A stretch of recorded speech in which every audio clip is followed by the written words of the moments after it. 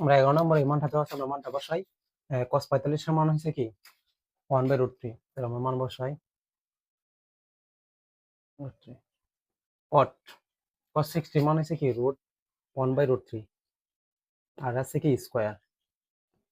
আর cosec 60 মান হচ্ছে 2, তাহলে আমি 2 আর আছে কি স্কয়ার, ইনটু অবস্থায় এটা ইনটু দিলাম আমি। এখন আমি কাজ করি যে √2 √a² এটা কি কাজ করা যায়, √a² কাটা,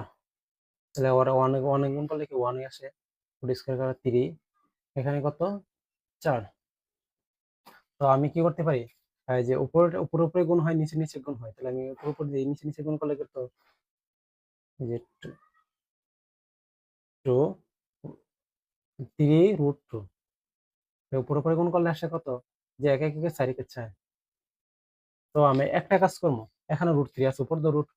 সরি এখানে 3টা √2 আছে, এখানে আমি কি করতে দিব, এটারে 4 এর আমার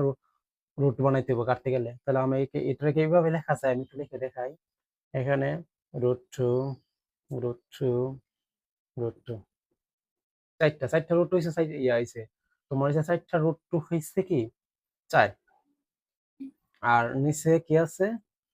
2। তাহলে আমি চাইলে কি √2 আর √2 কাটা দিতে পারি, থাকে কত, এই যে আমি আরেকটু ব্যাখ্যা দিয়ে দিই এখানে, এই যে √2 এই যে আছে কি, আমি যদি দুইটা যদি আমি একত্রে করি, √2² করা যায়, আর এখানে আবার যদি দুইটার স্কোয়ার করি, এই দুইটার যদি আমি করি, দুইটা থেকে এই যে স্কোয়ার, √a² কাটা থাকে 2, দুইটা স্কোয়ার কাটা থাকে মানে কত 2, তাহলে এই দুইটার আমি গুণ করলে কত আসে 4, এভাবে। সেই হিসাবে দুইটা √2 গিয়ে তো আমরা জানি কি দুইটা √2 মিললে হয় কি 2, তাহলে আমি দুইটা √2 থেকে আমি লিখতে পারি কি 2, আর এখানে আছে কি একটা আর একটা কাটা গেছে, তাকে এখানে কি 3, এই তো আনসার।